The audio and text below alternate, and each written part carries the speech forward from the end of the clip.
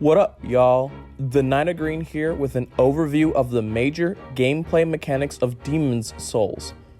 This video is for those who may not know about the intricacies of the original game, or if you want a refresher before going into the remake. We do not know what will be changed just yet, but stick to the end of the video and I will discuss what I think will or needs to be changed. I will also draw comparisons and parallels to the mechanics of other Soulsborne games just to show how Demon's Souls has influenced its descendants.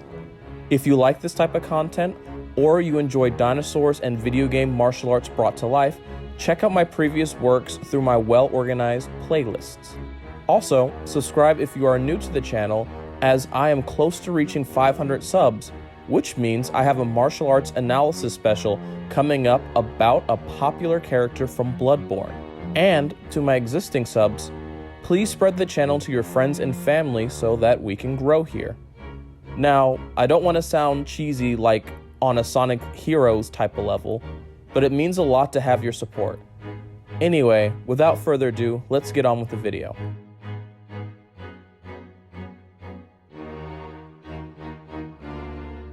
The premise of the game is simple.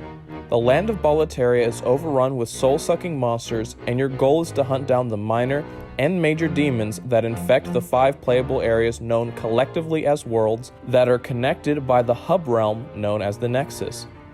This is accomplished through using your wits and ingenuity to outsmart and outplay your adversaries.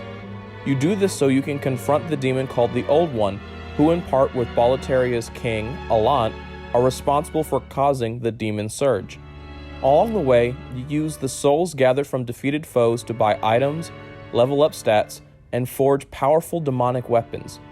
The lore and underlying narratives are hidden and require extensive detective work to piece together using environmental clues, item descriptions, and NPC questlines and dialogue. The storytelling is similar to the other Soulsborne games, however, Bloodborne has the most similar story elements. Both of these games center on the theme of how humans can unleash unspeakable horrors onto the world through seeking enlightenment and power by contacting ancient eldritch monstrosities.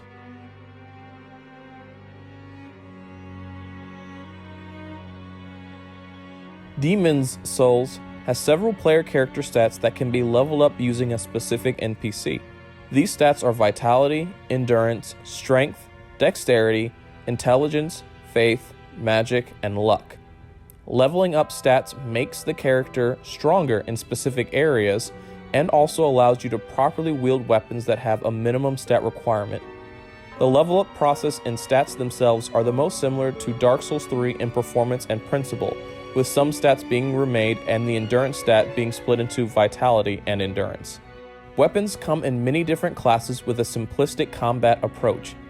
Each weapon has a one-handed and two-handed moveset, with the movesets including light attacks, heavy attacks, rolling attacks, backstep or running attacks, and a shove. Some weapons can block or parry when two-handed or if they are held in the offhand. Weapons may or may not have damage scaling to certain stats, with the tiering system being of E, D, C, B, A, S. With E being minimal stat scaling and S being extremely high stat scaling. Also, weapons and armor also have durability, in which constant use wears them down until they break if they aren't frequently repaired. Weapons are split into 4 physical damage types, being standard, blunt, slash, and thrust, with some weapons having fire or magic elemental damage. Weapons may also do ailments like bleed, poison, or plague buildup, or can have other unique passive effects. Armors, shields, and enemies can be particularly strong or weak against different damage types, ailments, or passive effects, thus incentivizing having a multitude of weapons on hand, or having the ability to change out your armor and shield loadouts to better keep you alive. Overall, weapons, armor, and combat were most similar in performance to Dark Souls 1. The only major difference is that Dark Souls 1 added a dedicated poise system on armor as opposed to tying the hyper armor to heavy weapons like we see in Dark Souls 3, the addition of lightning damage, and replaced the plague ailment with toxic.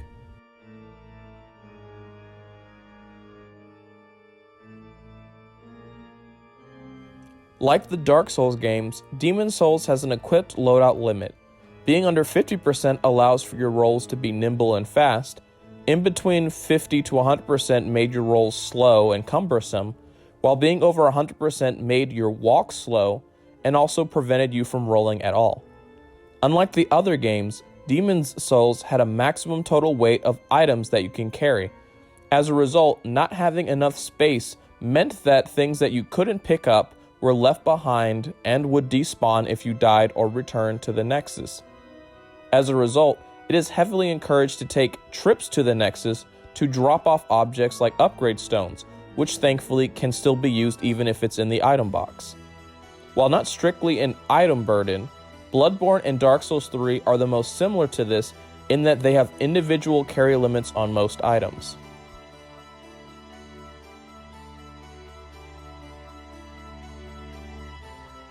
The upgrade system for weapons is a very diverse process that takes both your stats and item availability into consideration. There are 2 default paths for basic weapons, which then have their own unique branching trees. You need different stone types and items such as the souls of bosses to access these different branches. Also, unlike the other Souls games, basic weapons do not uniformly share the same upgrade stone requirements, as rare and more powerful weapons need more stones to fully upgrade, and weaker and more common ones use less.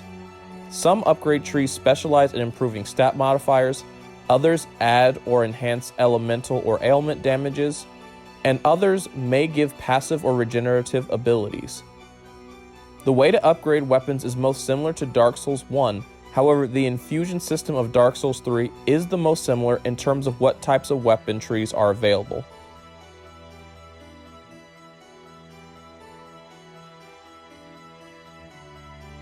Magic is split into 2 main systems, miracles and sorceries. Each one uses the same magic bar that can be replenished with consumables and certain rings and weapons. To use the magic system, you need to do the following. The first step is to buy the spell from an NPC, then you have to have the stat requirements and the magic slots to equip and use the spell. From here, you need to have the appropriate casting tool and enough magic points to cast. Performance of miracles scaled with faith, while the performance of sorcery scaled with magic. This is most similar to the Dark Souls 3 magic system.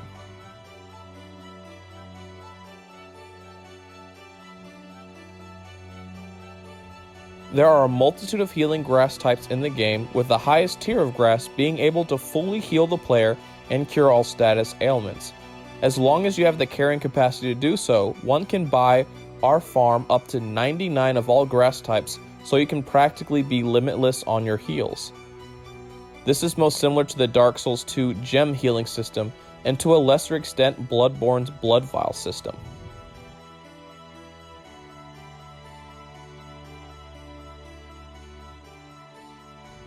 Being alive or in soul form had a drastic impact on your performance in-game. When you are alive, you have more health and you are able to summon online co-op phantoms to assist you. However, the downside is that you deal less damage, make more noises when you move, you can't offer help as a phantom or invade, and you can yourself get invaded by other players. Dying when you are alive in a world affects the world tendency, which normally is a bad thing as it increases the difficulty of the game unless you were purposefully trying to trigger Black World tendency events. More on this later. Being in soul form makes you a tad bit more powerful offensively, and it was more useful for sneaking around undetected. In soul form, you cannot summon help, but you can offer to help or invade others. Also, dying in soul form has no effect on the world you are in.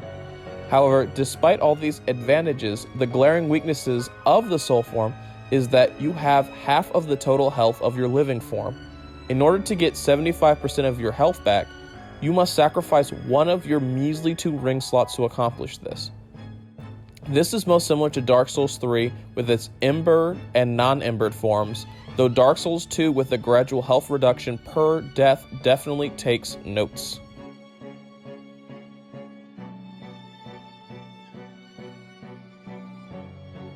There are only a handful of checkpoints known as archstones in the game. There is one at the start of each world, and there are more that are generated when a boss is killed in the area. Checkpoints are only used as teleportation devices to and from the Nexus. Since there are only small amounts of checkpoints in the world, the game makes you rely on unlocking shortcuts for easy traversal. When you die in this game, your bloodstain is left in an area close to where you die as you respawn to the nearest archstone. If you die again without picking up your bloodstain, then you will permanently lose your souls, as with most of the other Soulsborne games. The archstone system is most similar to the Bloodborne's lamp teleportation.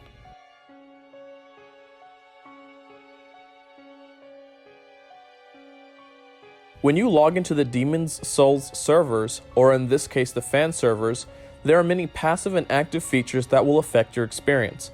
Passive online you will encounter are the visible outline of other players in your area, bloodstains that tell where other players have died, and messages on the ground that you can write or rate for health boosts. Active online includes summoning player phantoms to assist in defeating a boss, and invaders that can individually choose to either help out with killing enemies or attack and kill other players. It is hard to say which game this is most similar to, as the other games have near identical systems with only minor tweaks to adding covenants and such. However, I would say that the randomness and the wishy-washy nature of the Mound Maker Covenant from Dark Souls 3 best emulates the experience on what invaders would do in Demon's Souls.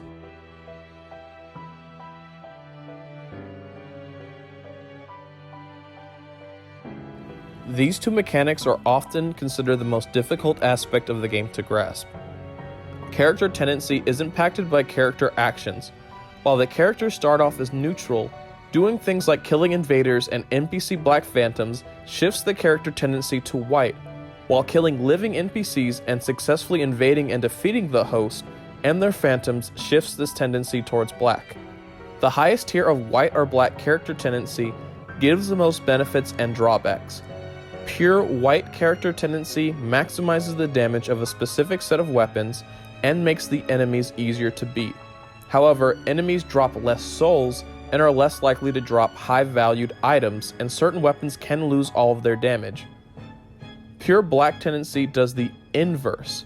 Some weapons maximize or lose out on their damage, and enemies are worth more souls and are more likely to drop rarer items. However, the drawbacks are that enemies are tougher and you receive a larger health penalty in soul form. There are also story and NPC items that are received based on reaching the maximum of one or the other side of the scale. World tendency works similar but has radically different mechanics. White world tendency weakens enemies but decreases drop rates, while black world tendency increases the difficulty of the game but increases drop rates.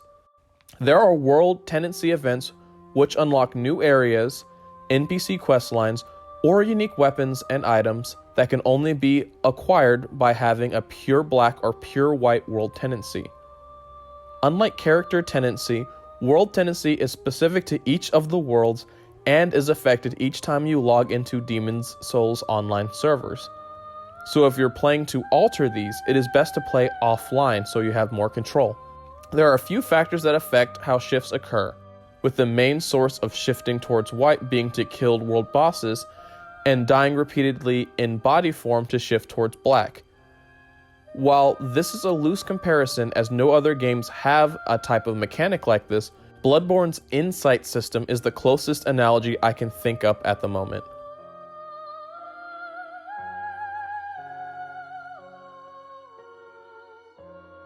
Okay, now for the things that I think will be changed going into the remake. I honestly think that out of all these mechanics, the ones that need to be altered the most are the following: item burden, upgrade system, magic system, healing, online features, and world and character tendencies. While I am a huge supporter of a degree of realism in video games, I will admit that item burden is a hassle. It realistically should be removed since it slows down the game when you have to constantly drop off items to the NPC in the Nexus to clear up space. However, with this change, that NPC in certain rings would need to be repurposed. The upgrade system could be changed to be more streamlined, and there also needs to be more opportunities to get the rare upgrade materials. It was always a bummer when you farmed out all of the crystal lizards just to not get a rare drop. Don't get me started on the black skeleton enemy and pure bladestone farming. To this day, I do not know why those stones are as rare as they are. Magic just needs to be balanced, as it is very broken to begin with, even when you are not considering the near unstoppable glitch tech. Healing grasses should be limited for obvious reasons as mentioned before. Online features probably should have password matchmaking, increased lobby sizes, and if the devs continue to support the game after launch, PvP balances should be made to deal with any discovered exploits or overpowered weapons. You also should be able to invade or lay down a summon sign even if you are in body form as well. I can't tell you how annoying it is to suicide each time you win an invasion or when you help a host beat a boss just so you can do those things again. I like the world and character tendency events as a concept, however the mechanics need to be more apparent and there should be easier methods to manipulate them. Also, I think the game needs to add an ailment fill bar, as you have no idea how close you are to experience a status effect in Demon Souls. Anyway, that is the end of the video. If you enjoyed it, please leave a like and share it with people that you may know. Also, consider subscribing and watching some of my older videos, as you'd be surprised in what you can find here on my channel. If you want me to clarify anything mechanic-wise, feel free to leave a comment down below and I'll reply as soon as I can. Also, you can find me on Instagram and Twitter if you want to chill out in any Soulsborne games on PS3 or PS4, or talk about martial arts and dinosaurs. Okay, guess that's it now. Bye.